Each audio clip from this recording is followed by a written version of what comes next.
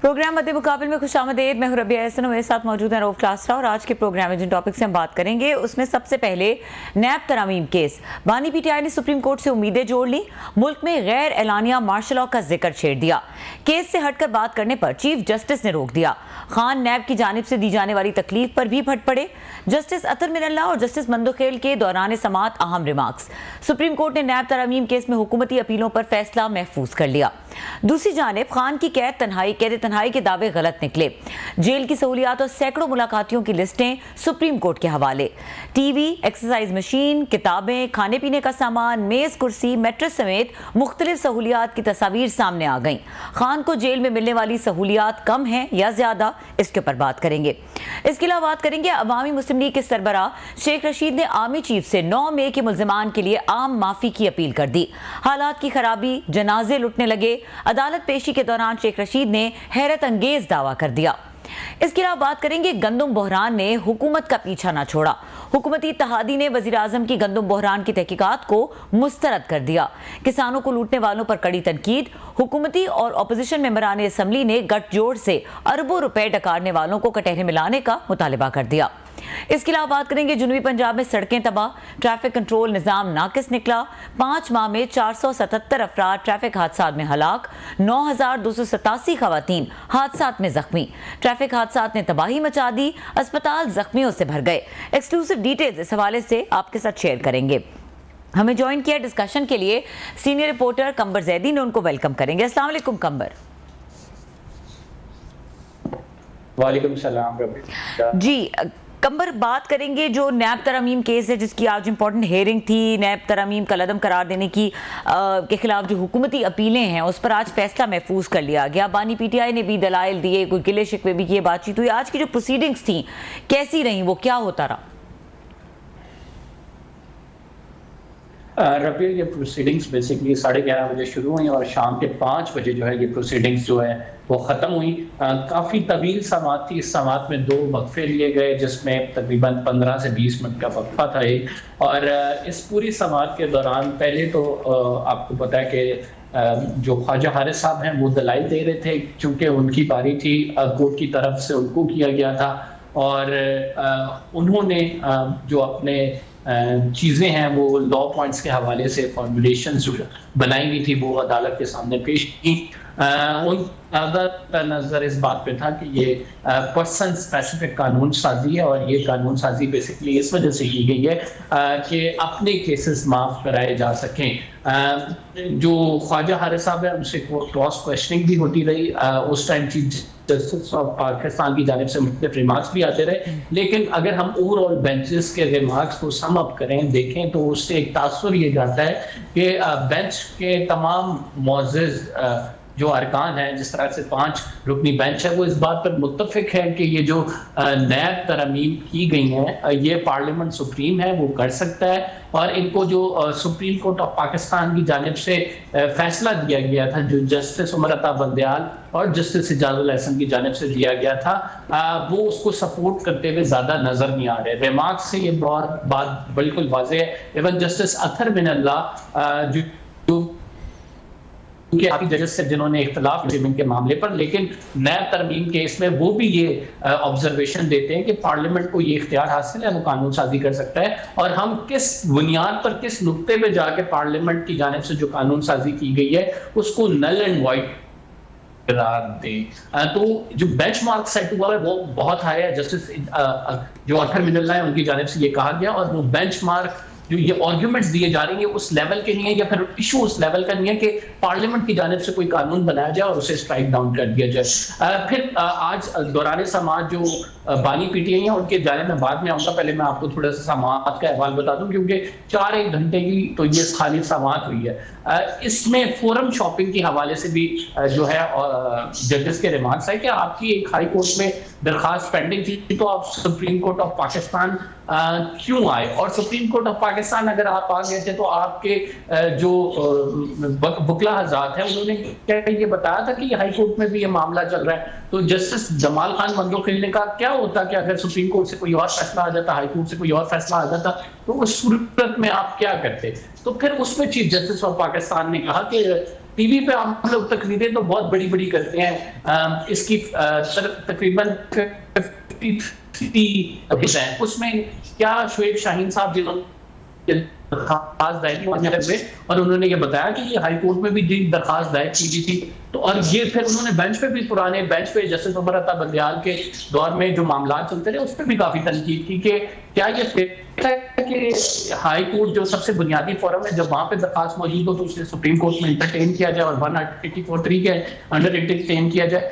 इस पर ख्वाजा हारिस साहब की जानिब से कहा गया कि अवामी मफाद का मामला है तो वो तो एपेक्स कोर्ट में उसको डिस्कस हो सकता है। और फिर साथ जस्टिस अतर मिनल्लाह साहब ने भी एक इशारतन कहा कि जब जजेस उस टाइम पे, ये तो एतराज जजेस को करना चाहिए था लेकिन जजेस की जानिब से कोई एतराज नहीं किया गया। फिर दौरान समाअत हमने ये देखा बड़े पेशेंटली इमरान खान साहब इस समाअत को सुनते रहे, चुप करके। एक मौका ऐसा आया जब वो ऊपर देख के वो मुस्कुराना शुरू हो गया। वो मौका वो था कि जब चीफ जस्टिस ऑफ पाकिस्तान की जानिब से पूछा गया कि अगर आप अकाउंटेबिलिटी पर इतना सख्त मौक़िफ़ रखते हैं तो उस टाइम अकाउंटेबिलिटी कहाँ थी कि जब आप एमनेस्टी दे रहे थे, तो एमनेस्टी दी गई, उस टाइम तो अकाउंटेबिलिटी का मौक़िफ़ जो आप लेकर चलते तो बंदे को क्लियर होना चाहिए, वो बड़ा वाज़ेह होता। तो उस पर ख्वाजा हारिस की जानिब से कहा गया कि एमनेस्टी में क्रिमिनल एलिमेंट जो है, यानी जो उसमें फौजदारी मुकदमात कायम करने से नहीं रोका गया था या क्रिमिनल्स के लिए वो एमनेस्टी दी गई थी, वो तो एक मौशी डिसीजन था जो कि उस टाइम के मौशी माहिदीन के कहने पर हुकूमत की जानिब से लिया गया था। तो फिर चीफ जस्टिस ऑफ पाकिस्तान ने कहा क्या बरतानिया में ऐसा होता है काले धन को सफेद किया जाता है, ये मिसाल दी गई। इस पर ख्वाजा हारिस ने कहा कि ये उस टाइम के मौशी माहिरीन जो मुल्क की सूरत हाल थी उसको देखकर ये डिसीजन लिया गया। ये question chief justice of Pakistan ने इमरान खान साहब से भी किया और जब वो किया तो इमरान खान साहब ने उसका जवाब दिया कि उस टाइम जो है मुल्क की माशी हालत ऐसी थी तो हमने काले धन को सफेद करने के लिए एमनेस्टी इंट्रोड्यूस कराई। और फिर उन्होंने साथ ये भी कहा कि चीफ जस्टिस का जो बुनियादी प्रिंसिपल स्टांस ले रहे थे कि बिल्कुल ऐसी सही बात है कि नहीं होना चाहिए। लेकिन इस पूरी समाअत का जो हाल है वो ख्वाजा हारिस के दलाइल और वो जो जजेस के जानिब से रिमार्क्स आ रहे थे उससे बड़े हम वाज़ेह तौर पर सम अप कर सकते हैं कि बेंच एक चीज़ पर मुत्तफिक है कि जो नैब तरमीम जो की गई थी पार्लियामेंट की जानिब से उसको नल एंड वाइड करने का कोर्ट के पास कितना इख्तियार है इस पर बहस होती रही। और वो जजेस के रिमार्क से ऐसा लग रहा था कि जजेस काफ़ी कन्विंस नहीं नजर आ रहे इस बात पर। तो we can say that it can be a unanimous decision. और जो जस्टिस इजाजुल एहसन और जस्टिस उमर अता बंदियाल की जानिब से फैसला दिया गया था वो रिवर्स भी हो सकता है पॉसिबली, और रिवर्स होकर फिर वो जो नैब तरमीम पीडीएम हुकूमत जैसे इमरान खान NRO2 कह रहे वो भी उस मतलब यानी रिवर्स होकर फिर वो सूरत हाल आ जाएगी, नैब तरमीम जो है उनको बहाल कर दिया जाएगा। पर अब चलते हैं, अब खान साहब का जो पार्ट था सारे को इंतजार था कि खान साहब बोलेंगे तो क्या बोलेंगे, लेकिन एज प्रेडिक्टेड मैंने आपके पहले भी शो में कहा था कि पॉलिटिकल माइलेज इस सारे केस से ड्राइव करना मकसूद है। इमरान खान साहब के दूसरे हिस्से पे जाएं कंबर, आपने बड़ा कंप्रहेंसिवली सारी आपने सूरत हाल बताई है। तो ये कोई जजेस ने, बेंचेस ने ये सवाल नहीं उठाया खान साहब से, जब आप आ रहे हैं प्लीज़ इसको एड्रेस कीजिएगा, कि जब खान साहब खुद प्राइम मिनिस्टर ऑफ पाकिस्तान थे तो इन्होंने एक आर्डिनेंस जारी किया था जिसको आरिफ अलवी साहब ने इशू किया था और कराची में इन्होंने जाकर बकायदा वीडियो पर हम दिखा नहीं सकते नहीं तो इनका क्लिप दिखाते। तो as prime minister of Pakistan इन्होंने वहाँ पे कहा था कराची के बिजनेसमैनों को कि जनाब के आप लोगों को नैब तंग कर रही थी, बिजनेस ख़राब हो रहे थे, यहाँ पे तो प्रॉब्लम आ रहे थे, मुझे शिकायतें आ रही थी, जिसमें डोनर्स भी थे इनके। तो उन्होंने कहा नैब को मैंने वो कर दिया, हमने चेंजेस कर दिया, आज के बाद आपको कोई फिक्र की ज़रूरत नहीं, नैब आपको टच नहीं करेगा, आप लोग खुश हो जाएँ।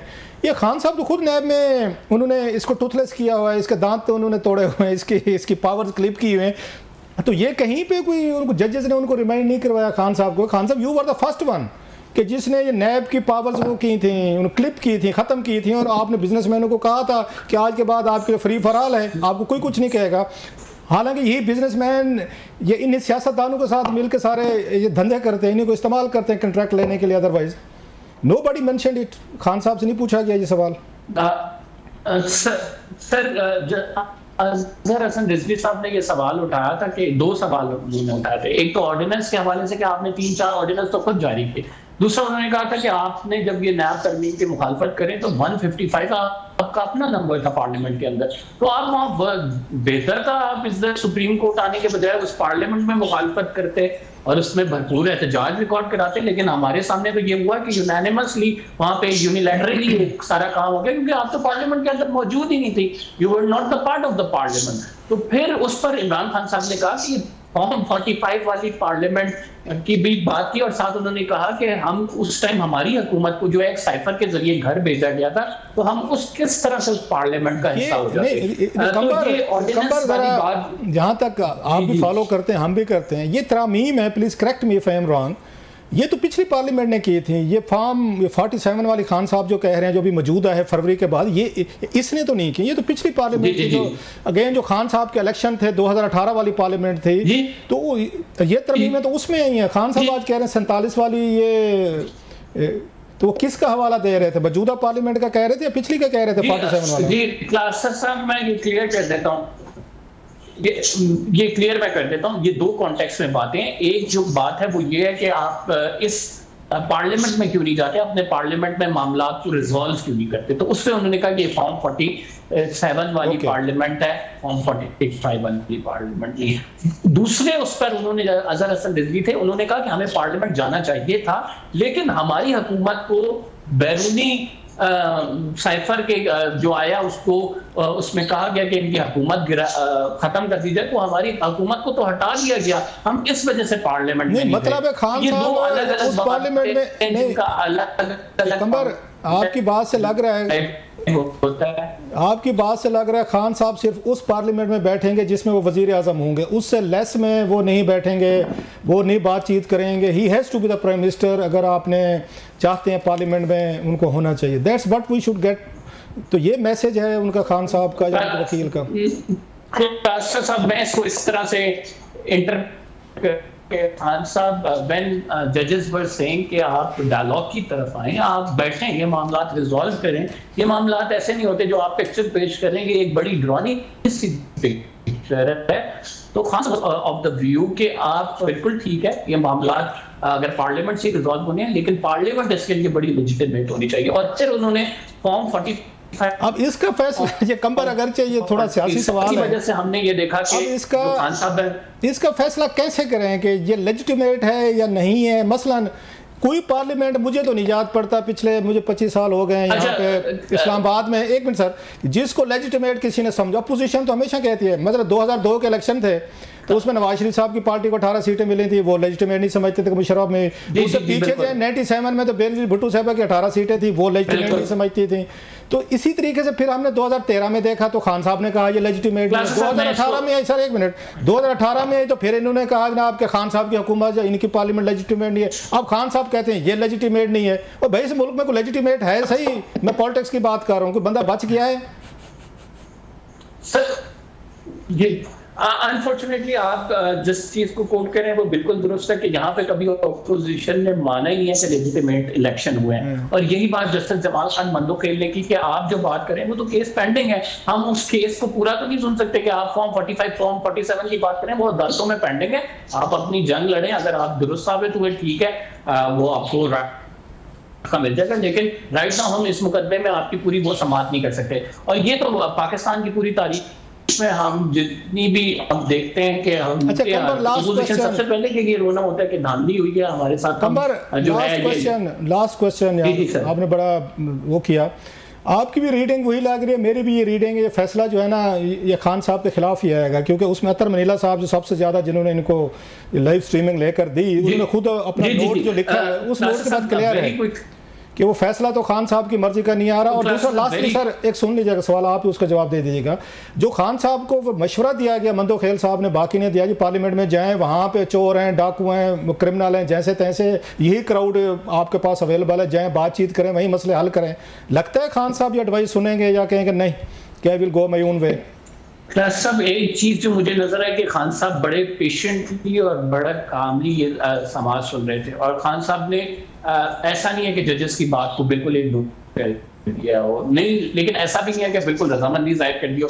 तो it was quite same posture जिस तरह से खान साहब जिस निचोटी के साथ बात कर रहे थे। दूसरी चीज ये है कि जो आपने बात की कि ये राइट नाउ के खान साहब क्या करेंगे? तो वो मेरा ख्याल से उनके पार्टी के जो लीडर्स हैं उनसे भी कुछ हमारी बात हुई, इस पे कुछ ना कुछ जो जजेस की जानिब से बात की रद्द अमल पीटीआई का आएगा। और जहां तक फैसले की बात है तो ये यूनानिमस होगा, खान साहब के खिलाफ जा रहा होगा या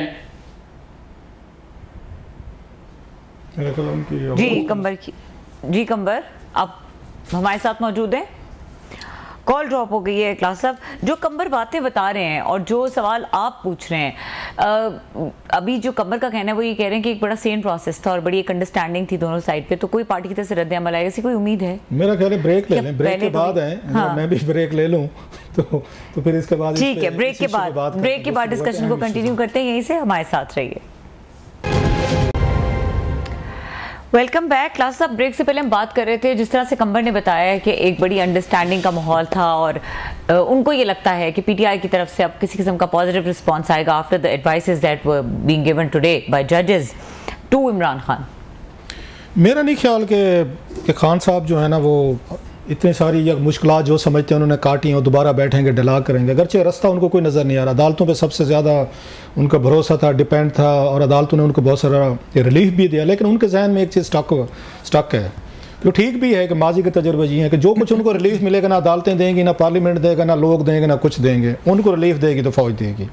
अच्छा। आज फौज कहते हैं हाँ जी खान साहब से हम बात करने को तैयार हैं, तो खान साहब खुश हैं, बिल्कुल वो बातचीत भी कर लेंगे, कोई गिव एंड टेक की बुनियादों पे शायद उनका कोई काम भी चल पड़े। अगरचे उनकी शर्त एक ही, अब तो वो ये कहते हैं ना कि हमें फेयर इलेक्शन दें। अच्छा मज़े की बात है, अब किसी दिन मैं कहूँगा कि वो निकालेंगे ये क्लिप्स जो हर ये लीडर पहले वो फौज के साथ मिलकर इक़्तिदार में आता है और कुछ अरसे बाद जब कोई तो उसको तजर्बे होते हैं तो वो एक ही डिमांड करते हैं हमें fair election they. Benazir Bhutto साहब वो यही कहती थी, उनके एनआरओ नहीं लेना चाह रही थी उसमें 2007 में, वो कहते मुझे फेयर इलेक्शन दें, उससे जनरल मुशर्रफ से रिगिंग होती है मेरे खिलाफ।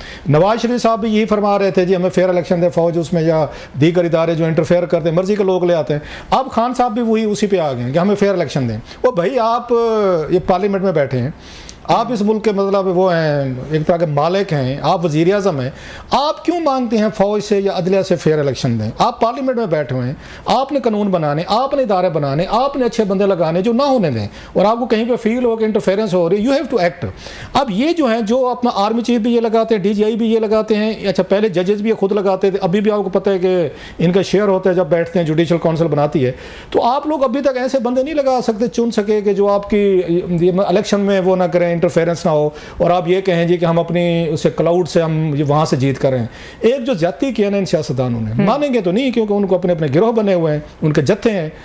मुझे यहाँ पर इस्लामाबाद में 25 साल हो गए, उससे पहले मैं रिपोर्टिंग अगर मुल्तान में कर रहा था, मैं फॉलो भी करता हूँ साहब से, इससे पॉलिटिक्स से या इन चीज़ों से, अपने मुल्क के हालात से हर एक को दिलचस्पी होती है।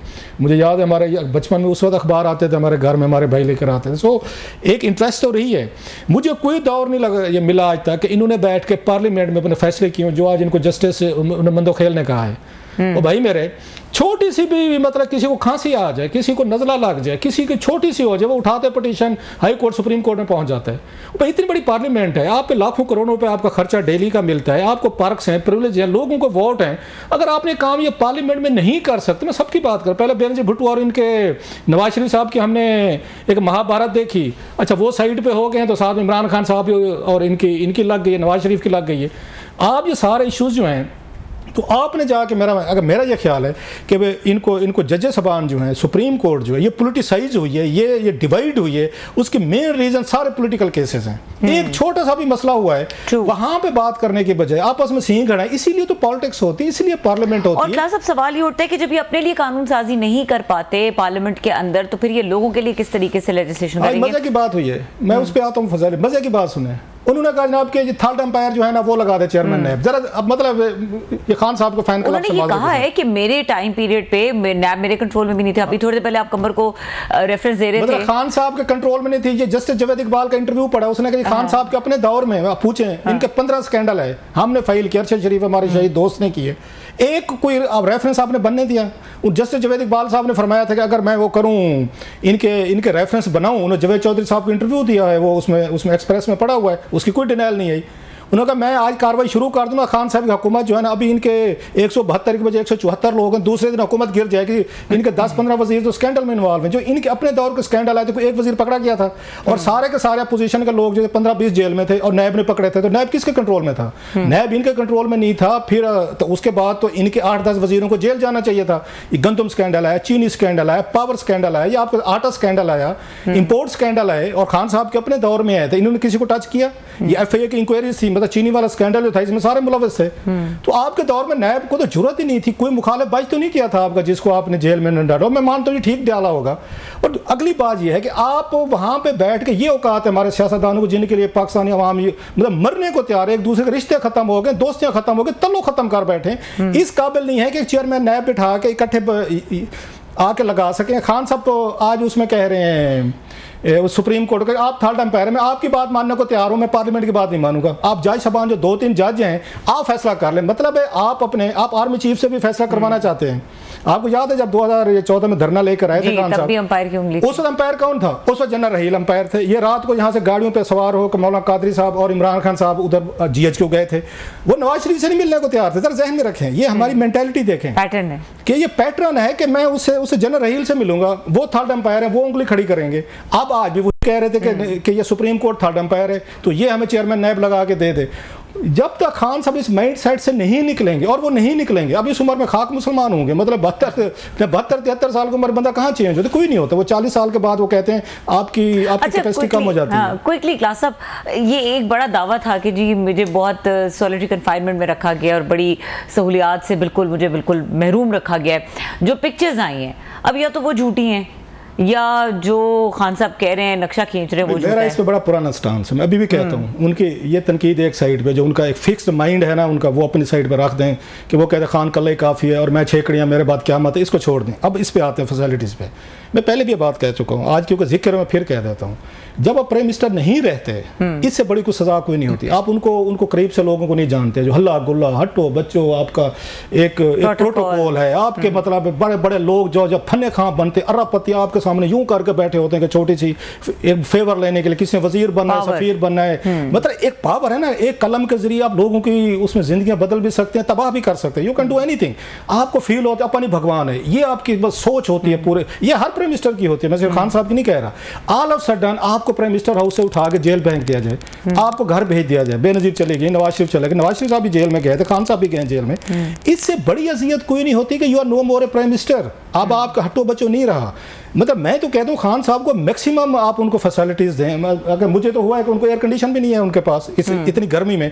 अब या तो खान साहब खुद कह दें कि ये फैसिलिटीज मुझे नहीं चाहिए, क्योंकि खान साहब कहते थे कि मतलब वो एक उसमें दो कानून नहीं होने चाहिए कि आम कैदी जो वहां पे रह रहे हैं जो 7-8 हज़ार, उनके पास फैसिलिटीज नहीं है, ये सारी जो है खान साहब के पास है। लेकिन आज खान साहब को आप ये बनी गाला में रखें, उनको जमान पार्क रखें, मतलब मुझे कह दिया जाए कि आप इस्लामाबाद से बाहर नहीं जा सकते, लीव अलोन के उसको एक कमरे से बाहर, एक कमरे को छोड़ दें। मुझे कहे इस्लामाबाद से आपने बाहर नहीं जाना, मैं हफ्ते बाद बीमार हो जाऊंगा, मुझे मुल्क से बाहर नहीं जाना, मुझे तो अगर लगेगा बहुत बड़ी कैद में आ गई। It's all about state of mind.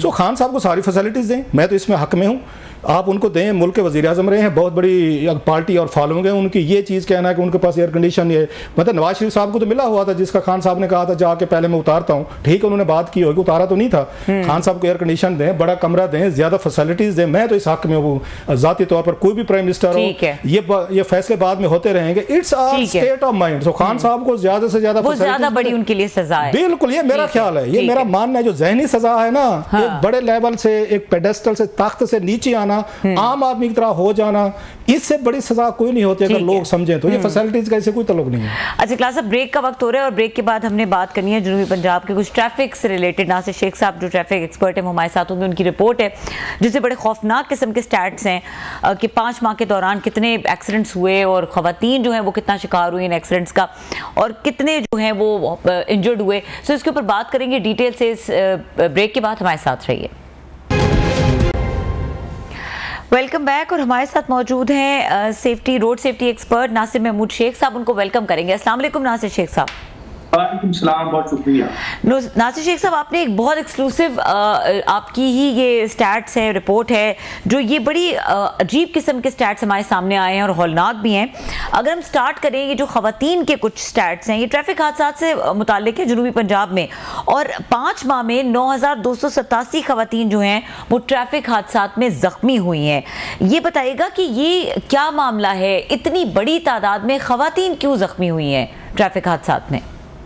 देखें जी, ये जो आदाद शुमार है ये सरकारी तौर पर हर हफ्ते और हर महीने रेस्क्यू 1112 की जानिब से जारी किए जाते हैं और ये उनकी वेबसाइट पर भी मौजूद होते हैं कि क्या हो रहा है।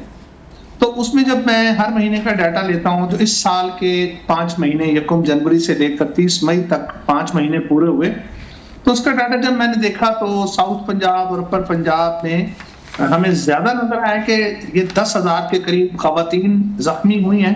एंड आई ब्लश टू से कि बुजुर्ग 60 साल से 70 साल के जो बुजुर्ग हैं उनकी तादाद 2287, ये भी बिस्तर पर आ गए मोटरसाइकिल सवारों और गाड़ियों वाले जाते जख्मी होकर। नहीं शेख साहब, आप ये कह रहे हैं कि ये मोटरसाइकिल वाले ये हादसे हुए हैं जिनमें ये 9,000 से ज्यादा खवातीन जो हैं, गाड़ियां भी शामिल थी, जख्मी हुए हैं। इसकी रेशो कितनी बनती है? गाड़ियों का एक्सीडेंट, मतलब गाड़ियों में ये खवातीन थी, बाइक पे सवार थी, ये थोड़ी सी डिटेल बताया ना आपने, सिर्फ डाटा दे के आप चुप हो गए सर।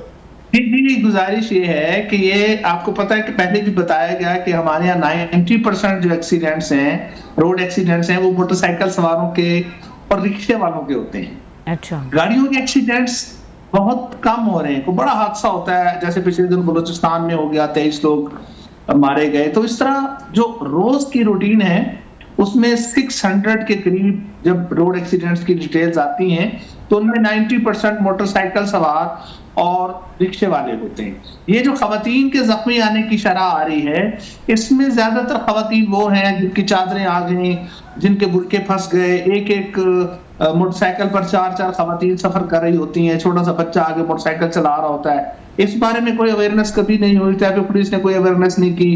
एहतराम करते हैं, मैं समझता हूँ कानून नाफिज करने वाले इदारे जब खवातीन को देखते हैं तो बहनों बेटियों का वैसे एहतराम करते हैं, लेकिन अब उन्हें तो अपना ख्याल खुद रखना होगा ना, खवातीन को, उनके घर वालों को, कि हम ये तो खुद को मौत के मुंह में ले जा रहे हैं। अब देखें 10,200 तकरीबन 9,287 जो खवातीन जख्मी हुई हैं, इनमें से अगर 50% भी अपने बेड्स पर हों, अपने रोजमर्रा के कामों से उनको जो जरूरियात थी उसके बजाय वो बिस्तर पर मरहम पट्टी करवा रही हूँ, मेडिसिन ले रही हूँ, तो ये तो बड़ी अफसोसनाक सूरत हाल है सर। लेकिन हमें तो पता चला था जनाब के मोहसिन नकवी साहब ने और उनके आईजी साहब ने, कैप्टन उस्मान साहब ने बड़े ये उन्हें ढंडोरे पीटे, ढोल बजाए, उन्होंने कहा जनाब हमने इनको लाइसेंसेस दे दिए हैं और हमने बाइक वालों को अरबों रुपए इकट्ठे तो कर लिया उन्होंने। मैंने उस वक्त भी कहा था कि ट्रेनिंग भी दे रहे हैं कि महज सिर्फ आपने लाइसेंस की फीस लेनी है, पैसा जमा करना है। आपके फिगर से तो लग रहा है टक्के का असर नहीं पड़ा। आपने बाइकर्स को लाइसेंस भी देख ले, जब तक उनको ट्रेनिंग नहीं है, अवेयरनेस नहीं है। मतलब these are huge and shocking figure कि 9,000 खवातीन जो हैं वो बाइक एक्सीडेंट में वो जख्मी हो गई हैं और कहीं से कोई खबर नहीं है। कोई हमारे पंजाब पुलिस, हुक्मरान, किसी को परवाह नहीं है sir. Nobody is bothered. Yes sir, very ignominious figures. और आप उसमें ये देखिएगा कि इस वक्त सिटी ट्रैफिक पुलिस पंजाब जो है वो रेवेन्यू कलेक्शन का एक इदारा बन चुका है, इन्हें कोई परवाह नहीं। आप देखें ना, आप 477 लोग हमारे साउथ पंजाब में 5 महीने में दुनिया से चले गए। दुनिया में नहीं, मतलब ट्रैफिक एक्सीडेंट में मारे गए हैं। जरा तो जब हम दुनिया से चले जाते हैं तो लोग समझते हैं कि वो ठीक है, एक दिन साहब ने जाना है। They were killed on the road sir, it's a murder. इस तरह के एक्सीडेंट जो हैं ये तो मतलब इट्स ए मैसिव, मतलब 500 के करीब बंदा जो है 5 महीनों में मारा गया एक्सीडेंट में सर। जी, ये मतलब इसको आप मर्डर के अलावा सुसाइड भी कह लेना, खुदकुशियां भी तो कर रहे हैं लोग, तेज रफ्तारी खुद भी करते हैं, कहीं ना कहीं ड्राइविंग की बद एहतियाती भी होती है, ये सारी चीजें। लेकिन जो बुनियादी बात आप कर रहे हैं कि हमारे यहाँ जो हुकूमत के इदारे हैं जिनको ये निज़ाम कंट्रोल करना है, आप देखें इस मुल्क में कोई 2-4 लोग दहशत गर्दी से मर जाए खुदा ना खास्ता, तो सुप्रीम कोर्ट से लेकर तमाम कोर्ट्स नोटिस ले लेती हैं। मीडिया नहीं बैठता सर, ये पाकिस्तानी मीडिया नहीं बैठता सर, दिन रात वो लाइव दिखा रहे होते। यहाँ पे 9,000 खवातीन जख्मी हुई हैं और बाइक एक्सीडेंट से 500 के करीब आप बता रहे हैं लोग मारे गए एक्सीडेंट में। एंड किसी को पता ही नहीं है इस मुल्क में ये हो। और ये सिर्फ ये जनूबी पंजाब के हैं या सेंट्रल पंजाब भी शामिल है इसमें?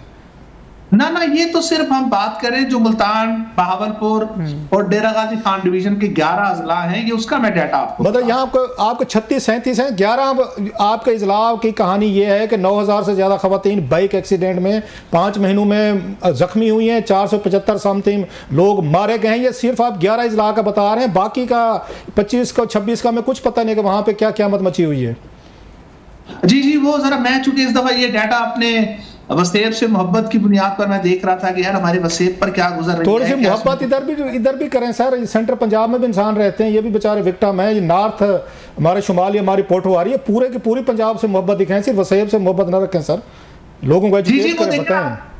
और आपकी बात काट रहा हूँ, मुल्तान में 105 लोगों की हलाकत है 5 महीने में, और लाहौर में 367 लोग लाहौर में मारे गए हैं। लाहौर की नाक के नीचे ना वजीर आला को कुछ पता है, ना वजीर ट्रांसपोर्ट को कुछ पता है, किसी को कुछ पता नहीं है कि इतनी बड़ी बात हो गई है। वो मुझे अपने दोस्त की बात याद आती है, वो कहता है यार नासिर अगर रोड एक्सीडेंट्स कम करने हैं, शफीक रहमान भाई कहते हैं, तो यार ये सारे जनाजे ना हर महीने इकट्ठे किया करें, हर महीने सब जनाजे उठाया करें, ताकि फिर लोगों को खौफ आएगा यार इतने लोग मर रहे हैं, वरना हुकूमत के कानों पर कोई जून नहीं रही। हुकूमत का आप किसको ब्लेम करते हैं? हुकूमत का ज्यादा कसूर है या कोई अवाम का भी कसूर है, जिनके हाथ में बाइक चढ़ गया, अगर कोई बात करें तो कौम नाराज भी हो जाती है। मोटरसाइकिल वालों ने आतनी मचाई हुई सर, इस्लामाबाद में हम देख रहे हैं, किसी इशारे पे नहीं रोकते, किसी कोई जगह पे नहीं रुकते, कोई लेन में नहीं रहते, इनको रोका जाए तो सारे इकट्ठे हो जाते हैं, लड़ने आ जाते हैं। मतलब कोई हमारा भी कसूर है कि नहीं है कि सारा हुकूमत ने करके देना है सर? रोड पे हर वक्त हुकूमत के साथ नहीं होती आपके। देखिए पूरी दुनिया में ट्रैफिक निजाम को कंट्रोल तो हुकूमत नहीं करना है, लोगों को पूरी दुनिया में सजाओं का खौफ होता है, जुर्मानों का खौफ होता है, तो वो बाज रहते हैं। आप यहाँ देखें कि एक जस्टिस जवाद बाजवा ने ऑर्डर पास किया पंजाब में हाई कोर्ट में कि कल से कोई बंदा बगैर ड्राइविंग लाइसेंस के नजर आए तो उसको गिरफ्तार कर लिया जाए। ठीक है, 5 दिन गिरफ्तारियां हुई हैं, उसके बाद वही आप वाली बात के लोगों ने एहतजाज किया और वो बंद हो गया। तो सजा का कोई खौफ नहीं है, हुकूमत बस सिर्फ कैश जुर्माने करके अपने अकाउंट में जमा कराई जा रही है। हुकूमती सतहों पर जो सेमिनार्स होने चाहिए, जो लोगों को अवेयरनेस देना चाहिए, उसका कहीं नामो निशान नहीं है। ठीक है, बहुत शुक्रिया नासिर महमूद शेख साहब, आपने बहुत ये जो इन्फॉर्मेटिव स्टैट्स हैं वो हमारे साथ शेयर किए। और इन्फॉर्मेटिव इसलिए कि इसी चीज़ों से अवेयरनेस फैलती है और लोगों को जो देख रहे हैं, सुन रहे हैं, उनको ये सोचने की ज़रूरत है कि जो उनके पार्ट पे करने वाली चीज़ें हैं वो ज़रूर करें टू इंश्योर देयर सेफ्टी। बहुत शुक्रिया हमसे गुफ्तगू करने के लिए, और यहाँ पे प्रोग्राम का वक्त खत्म हो गया। देखने के लिए शुक्रिया, इजाज़त दीजिए, अल्लाह हाफिज़।